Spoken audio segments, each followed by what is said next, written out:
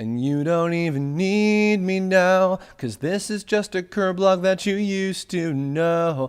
Hi, everybody. I'm recording this one a week in advance. I decided to make good on my word before, where I said I was going to maybe record the next Kirblog topic immediately after. So I'm recording this on Saturday, March 12th, because I just felt like in kind of a recording mood. So I'm getting both of the Kirblogs done for this week that is now almost over. I'm time travel. What else is new? Done way ahead of time. So this is a sequel. For those of you, I'll say ahead of time, if you did not see the previous topic answering about creating mysteries in stories in general, I used a tome as an example of that. Go take a listen to that. Because I will also, as I mentioned before, I'll be talking about a lot of spoilers for the Terrain of Magical Expertise series. So if you haven't seen the show and you don't want to be too spoiled, then I apologize for that. This might be alienating people a little bit, but I do hope that you will watch it because it's good and I put lots of work into it with me and my friends for 4 years. So yeah. But anyway, so this is, as I promised, I will be reading the topic itself. This came from RTKTS, or RTKTS. Hey, Kirb. For another Kirblog, I'd be curious to know your thoughts on rights versus responsibilities held by creators when releasing their content to the public or an audience. Obviously, you've talked a lot about it in previous blogs, but I'd like to see you go a bit more in depth with this one, as I think it's one of the more challenging aspects any content creator or anything really faces. What have been your experiences in relation to considering how others have reacted towards Tome and other projects? Have there been times where your intention has clashed with delivery of content resulting in negative or positive consequences? Have you had to hold back on certain things during Tome's developments for fear of unintentionally offending or otherwise insulting the view of others? Do you feel that a content creator even holds some level of responsibility in how they present their work? Or do you feel that a content creator should be able to present anything they want regardless of who it may affect or have any implications on, free speech or moderated speech? I feel this question is particularly relevant to the Season 2 finale and the questions it raises about the use of Tome's technology and how it may have affected the world. I know a few people disagree with the final outcome, with some finding the conclusion of the use of that technology to be rather unethical. I'd love to hear your feedback in regard to these criticisms as well. Thank you for the great question. I've actually, as I often do with a lot of these, I've been sitting on this one for a long time, since I was kind of on the path of, doing a whole bunch of these, answering a lot of these questions that have been submitted to me over quite a while now that have all been kind of relevant to my process in storytelling and advice to people on those who want to make their own stories, whether it's an animated show or a game or a movie or whatever, a book, etc. So I wanted to wait to tackle this one for a while because I wanted to cover some other particular topics first. I have, so here I am, and thank you again for the patience and for the great question. So in the last exciting episode of Kirblog, I was talking about a lot of the mysteries and kind of big twists that I had building up throughout the course of the entire show, of all 16 episodes of Tome. One of the big ones that I laid a few little minor pieces for, but didn't reveal the truth of until the last episode of the show, was the villain behind the villain trope character, the big final boss character, I guess, that our heroes had to face off against, which was Ruby Rules.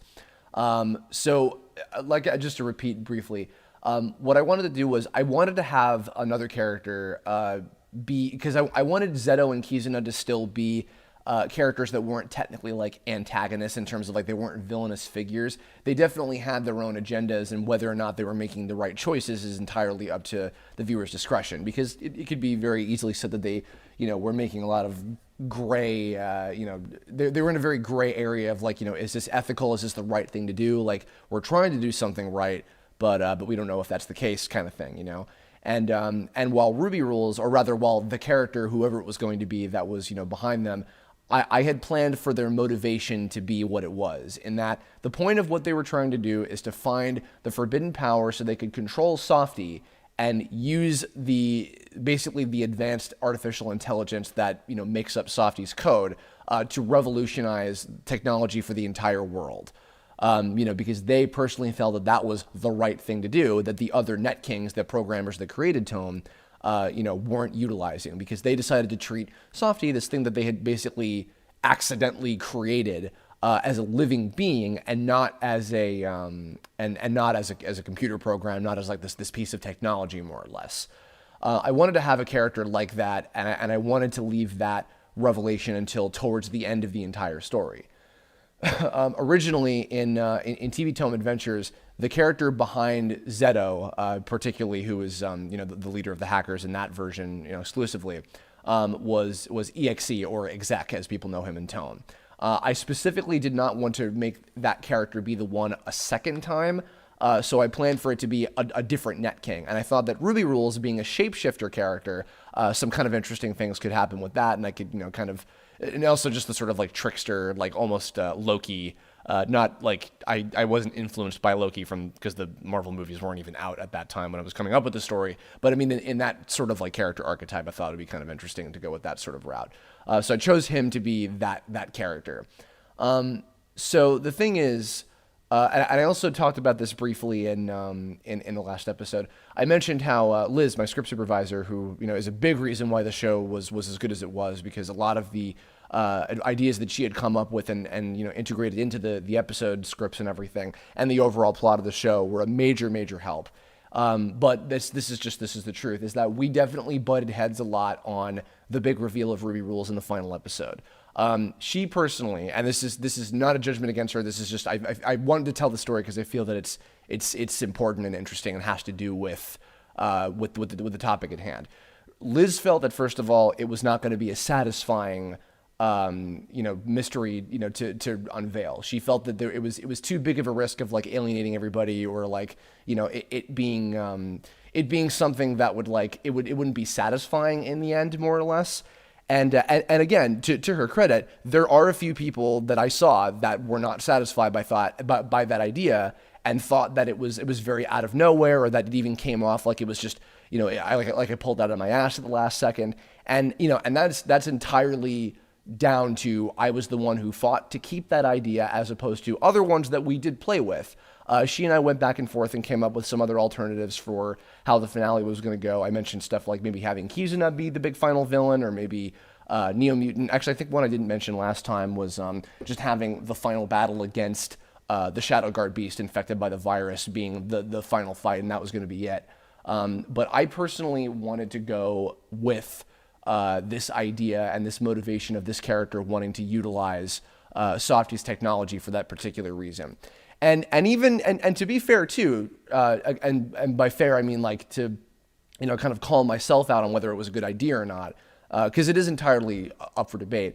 Is that one could even say it's kind of flimsy. It's like I had as much explanation as I could for what exactly he wanted to do with Softy's code and like what to use it for, but the specifics of how exactly it would work. I'm not a tech guy. I have no idea how like that sort of thing even inherently works in the first place. So who am I to say if that was even something that was humanly possible? How would he have copied the code? How would he have, sold it off or whatever? How would this whole thing have worked and all that shit? To be fair, there's lots of holes in it, and it's not necessarily it could be read as flimsy. So that is entirely on me, because I was the one that put my foot down and said, no, I really believe in this idea. I really want to do this. The main reason why I really believed in this, and this is going to get back to specifically the topic, I wanted to just mention that because I felt like it is important and fair to put that information out there, that like, yes, there was talk about doing other ideas, and a lot of the ideas that Liz came up with were really, really solid. It was not a matter of like of me thinking that they were not as good or anything like that. And maybe you could even account it for stubbornness. Maybe I just was so married to the idea that I just didn't want to give it up, because I just didn't want to admit that it was not as good as it could be, or whatever. Who knows? But that was the situation. That's the truth. I just so it's out there. But again, the main reason why I believed in that idea and why I wanted to do it in the first place had to do with the overall usage of Softy as a character in general. And the big conversation between Ruby Rules and the Net Kings towards the end of the final episode is kind of the big sort of payoff as to what it is that I was kind of going for. And that they said, like, yeah, you know what? Maybe you're right. Maybe we should have listened to you. Maybe your whole idea about what to use Softy for was better for the entire world, instead of using her for a fucking virtual reality video game. We make a lot of people happy with this game. Maybe we could have made millions and millions of more people happy and gone down in history as these big revolutionary people in the world. for what it is that they discovered and what they created together and everything. But they chose to take this not even like more moral approach, because that's the thing. Whether or not the Net Kings made the right choice is what I wanted to be open to interpretation. For me, like, okay, for the type of person that I am, I agree with the Net Kings. I agree with what it is that they wanted to do, and that it's like, no, we consider Softy to be a living entity. Even though they are a digital being, even though they're not flesh and blood, we consider them to be a real sentient being. And we didn't want to use them for something wrong. We didn't want what we considered to be wrong. We didn't want to use them for, self-aggrandizing and doing this big thing that could, possibly risk, her being abused or like, or even, being corrupted and deleted entirely. They would have no idea. There's so many unpredictable factors. So they decided to go the route of getting the government directly involved and keeping them a trade secret, because it was way too big of it was too big of a deal to just let slip out, more or less. And Ruby Rules, even I'll say maybe, because pretend I'm speaking as Zeto practically, because he kind of represented me in the confines of the story. Maybe Ruby Rules really was right. Obviously, Zeto in the context of the actual story, like in universe, he didn't know that that's what Ruby Rules' plan was. The whole point of what Zeto and Kizuna were doing is that they were trying to prevent something like that from happening again. They didn't want anybody else to be hurt the way that Zeto was in the big accident that happens in episode 0. So they had a positive intention behind the quote-unquote bad things that they were doing. And especially in cases where it was even risking people's health because of the forbidden power and the virus and everything, having to do with it.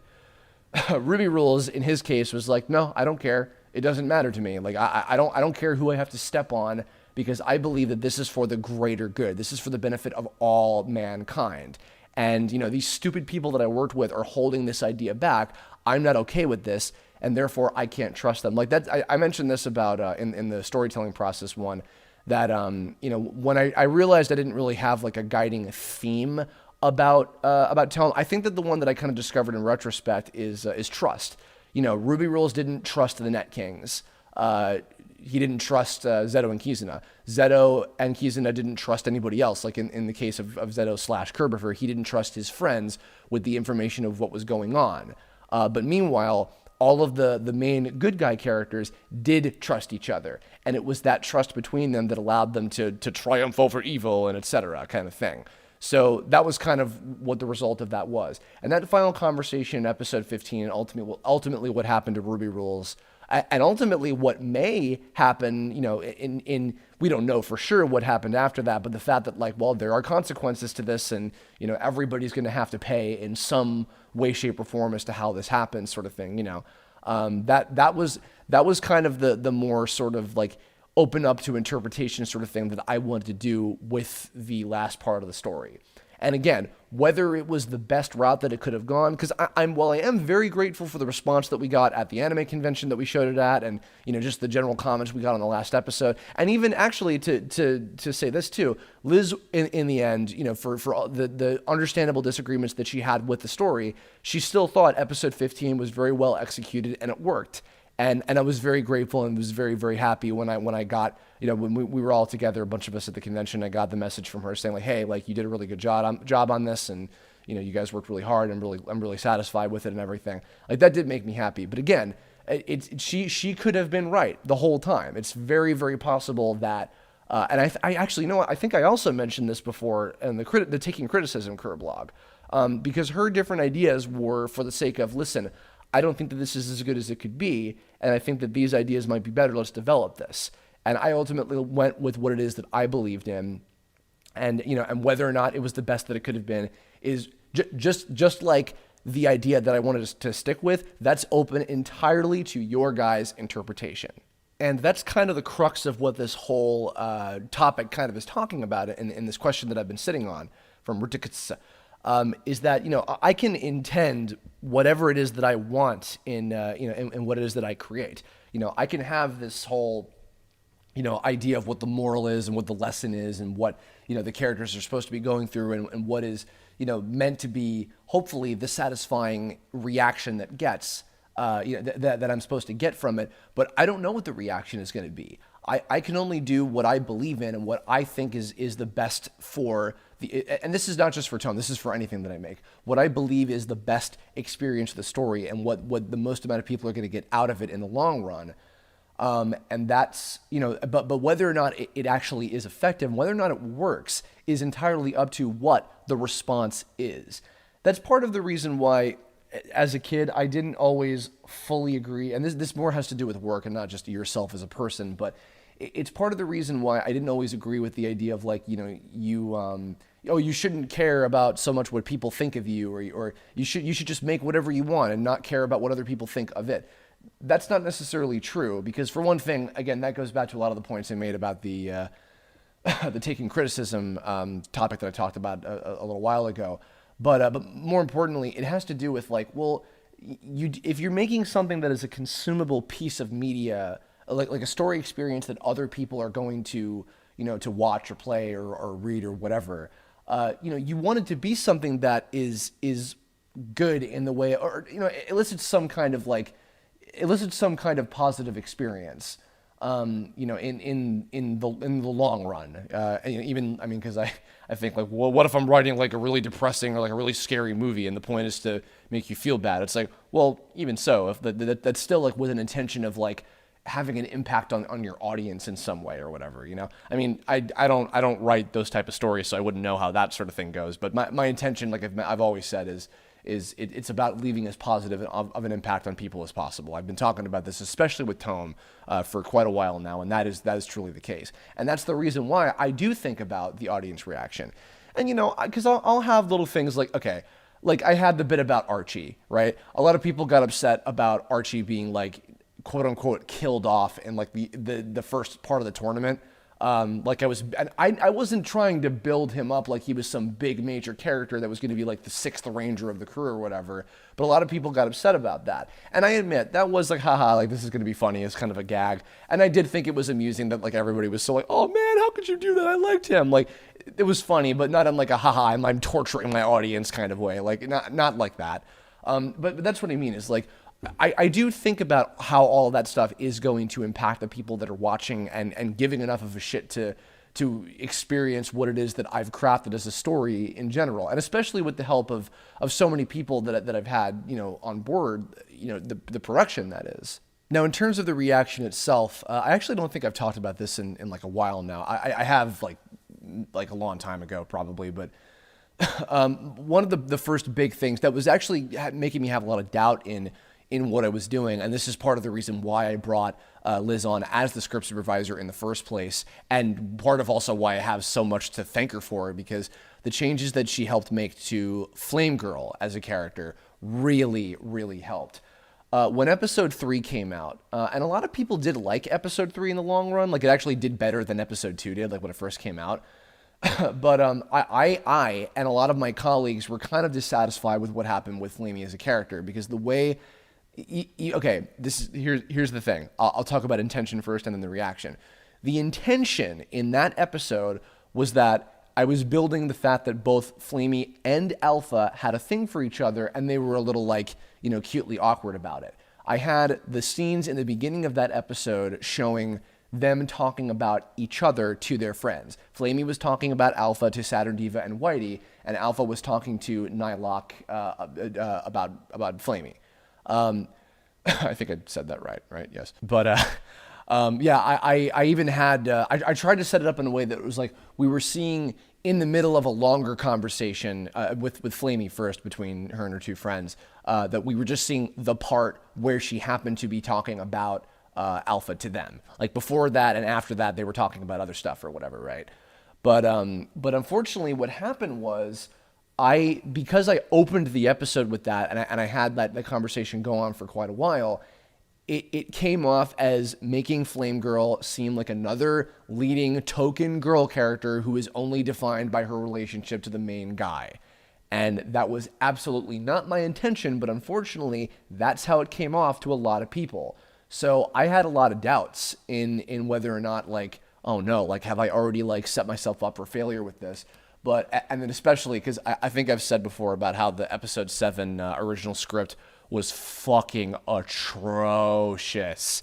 And that is probably more so than any other episode in the show. I owe like practically all of the credit to Liz for making the story of that one, what it was. And now it's a great episode because of that.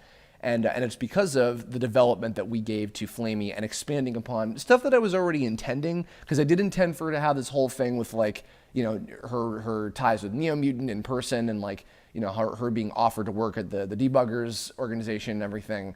And, her background like as a programmer and all that stuff. And especially what we helped weigh in with it is we helped tie it in with kind of her position as the sort of unofficial leader, trying to, solve the mystery, and talking about the last topic of wanting to solve the mystery of what was going on with this game and how it was affecting everything, and also how it was affecting her friends, including Alpha, who she especially cared about more than anybody because of their whole sort of semi-romantic connection that was building up throughout the entirety of the show. And actually, I don't think I've ever talked about this before, but I think this might be the first time ever. But there was actually a point where if the reaction to episode 7 was people generally did not like Flame Girl as a character, then I was actually planning on having, when we did season 2, instead of the new stuff that I came up with that involved like Oddball and that whole little like fake ed intro with Bailey Smith and all that stuff, instead I was going to have something where Flamey would have disappeared for mysterious circumstances. We would have gone a different direction with her in regards to her relations to the hackers and everything. And basically her spot would have been filled by a completely new female character that I had been, coming up with some ideas for. I did not want to go that route.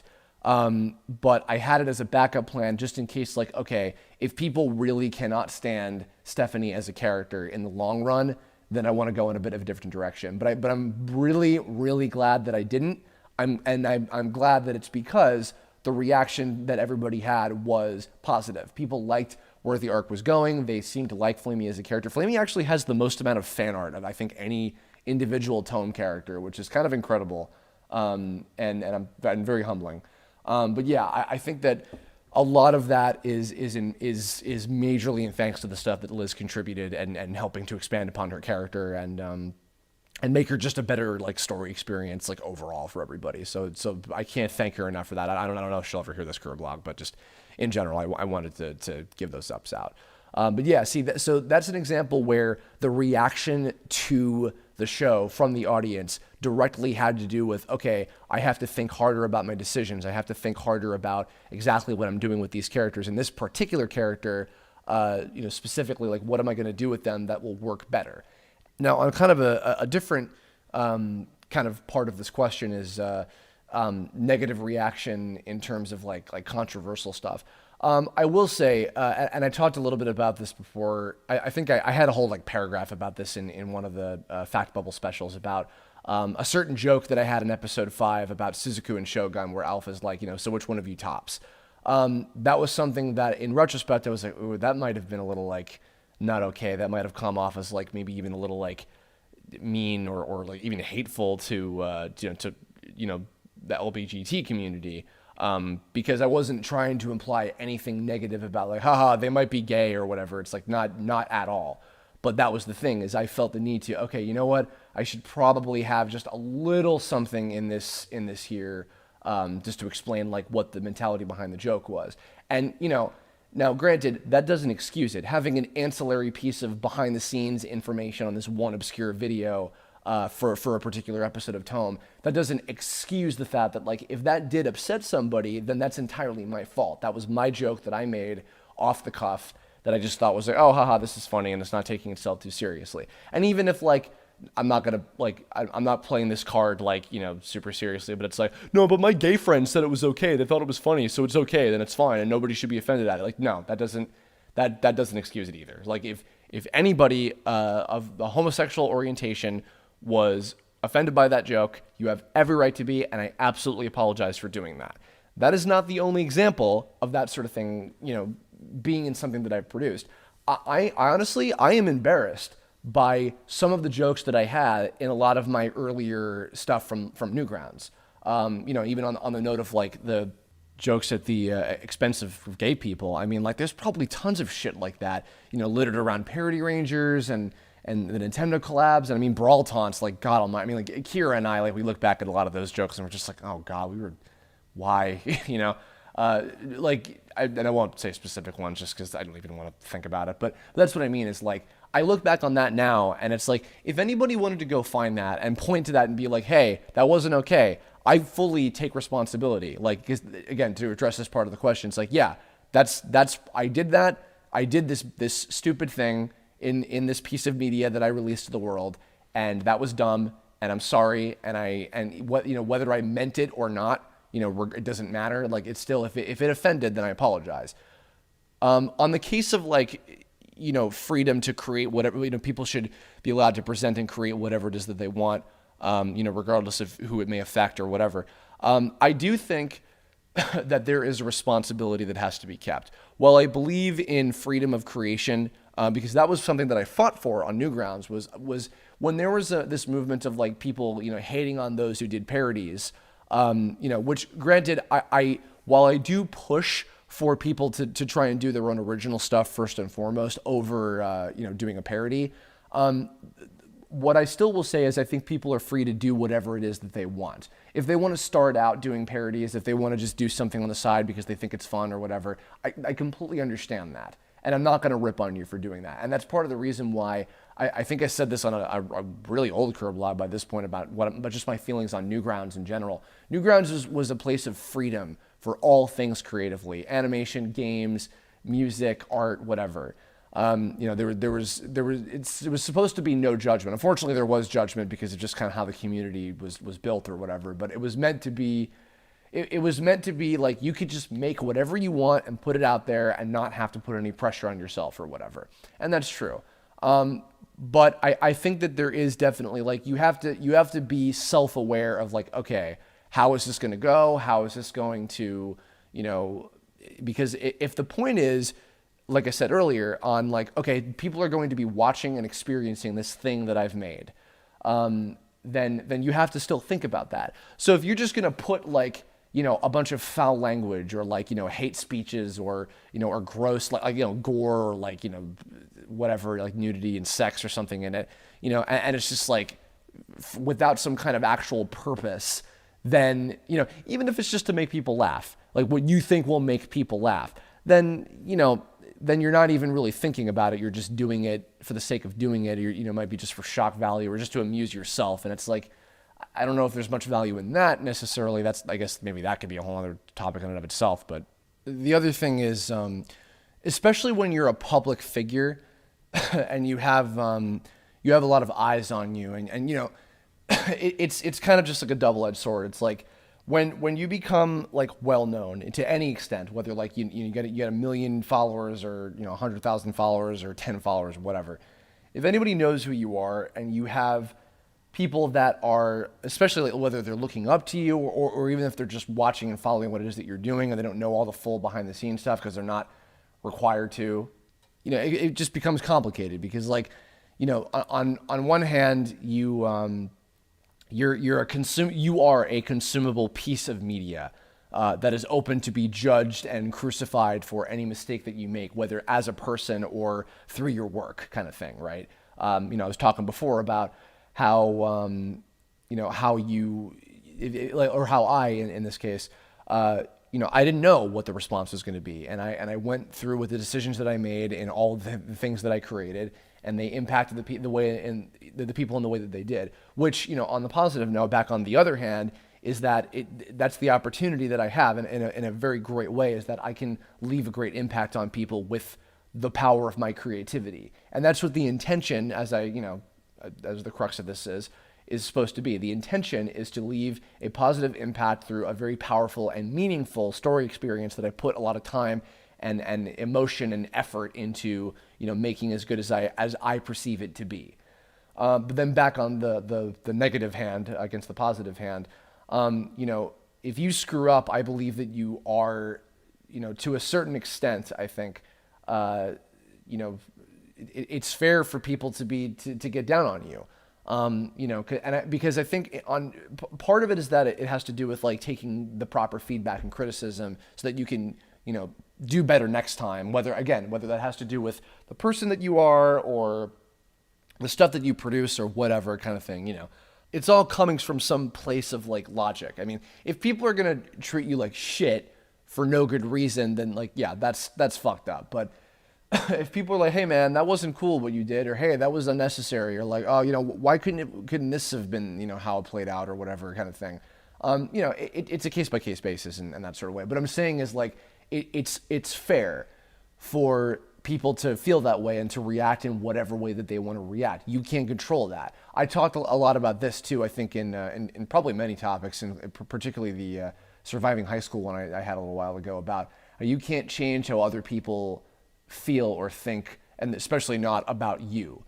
You can only change your actions, and your reactions to how they go. So, I mean, and that was the price I paid. I talked about this in the criticism one about, when Chris O'Neill and Zach Haddle had, bad reactions to the first couple episodes of Tome, and I responded to them, being like, oh, well, then I guess this just isn't for you. It's like, that doesn't fucking solve anything. That just makes me look like an asshole.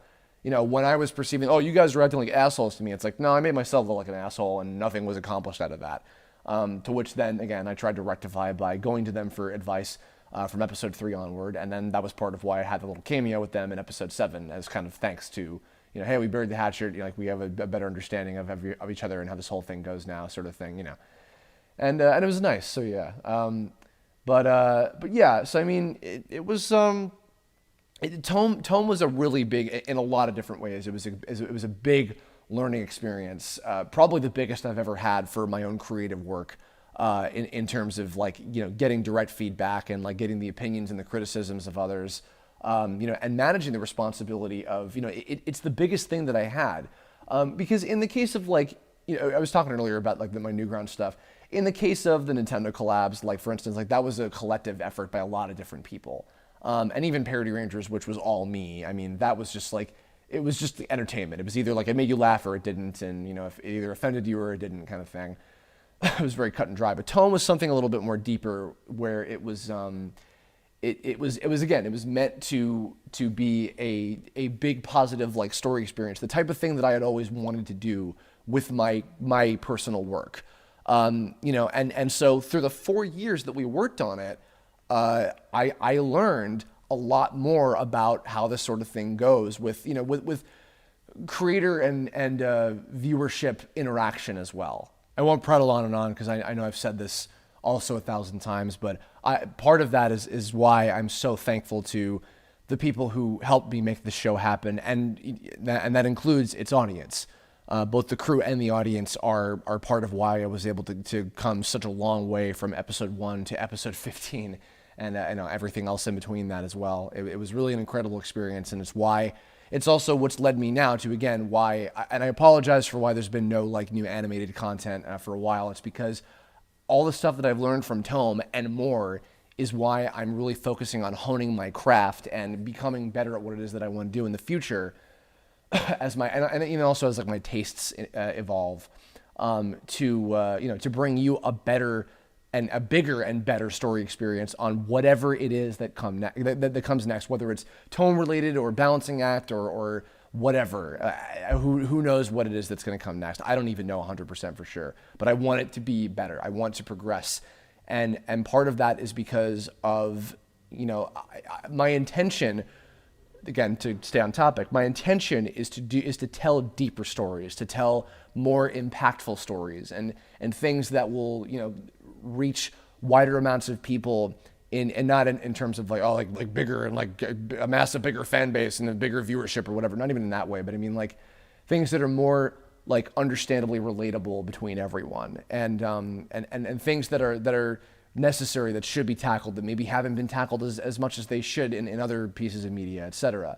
That's the type of stuff that I'm trying to think about really hard, so that when the time comes for me to do whatever it is that comes next, it'll be better, and it'll be as a result of what it is that I've learned from all of my colleagues, all of my own experiences, and from all of you who have been there to stick with me throughout this journey of like wanting to produce content, and whether you're a long-time viewer of my stuff or whether like you're someone completely new, it all means the same. It's all incredibly useful. It's all incredibly helpful, And I just hope that I'm on an upward path. I hope that I am doing, better and better with each successive thing. The last little bit too, I talked about this a little bit earlier, but the other thing is this is part of why this is something that I've learned, the kind of both sides of this, like including the dark side of how this kind of goes. When there's been a lot of cases, I won't name names, but where like public figures and creators, especially like creators and even like actors in some cases, and just different people in the entertainment business, when they it's hard to find exactly what the line is between like people having privacy and having their personal business, and allowing people to make mistakes, but rather like if people do something really bad, then they should be allowed to pay for it. I went through an experience over the last several months where I was not feeling great, and it was as a result of feeling that I had done something really, really shitty. And I was really, really hard on myself and really down on myself. And all I wanted to do was work harder to make amends for that, and to just be a better person as a result of what had happened, and not give up, and to do better. And, I'm also a firm believer of like, if you have a moral issue, if you have like a true disagreement with another person in terms of like who they are or what they do or how they present themselves or what they say or the type of impact that they do leave on other people that look up to them and follow them or whatever it is. And I'm not just talking like animation creators or anything, just anybody in general. If you have an issue, then you have the right to completely turn the other cheek and not give them the time of day and not support them and just leave them to their little corner of the world. You also have the right to speak out against them and call them out for their bullshit.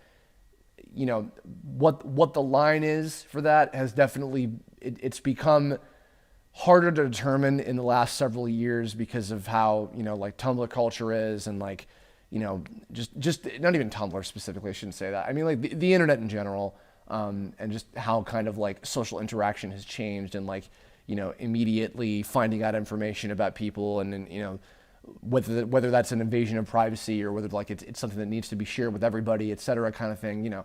It's a whole. It's very gray. It's very difficult to find an answer for that, and unfortunately, I don't. But I don't have the answer to that, and I shouldn't, because I'm not an authority figure on that. But I have my own morals on like, okay, if there's somebody who I have like a personal issue with, or even if I don't know who they are and I don't personally know them, but I know that they've done something to hurt other people, or I don't like the message that they're conveying, I don't like what it is that they have to say, my solution typically is I'm just like, okay, well then I'm not going to support them.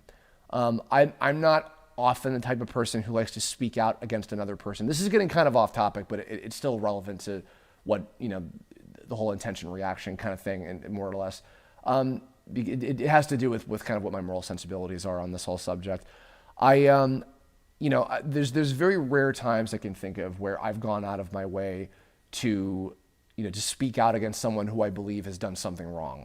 I typically, my choice is typically, it's like, okay, well then fuck this person for what they've done.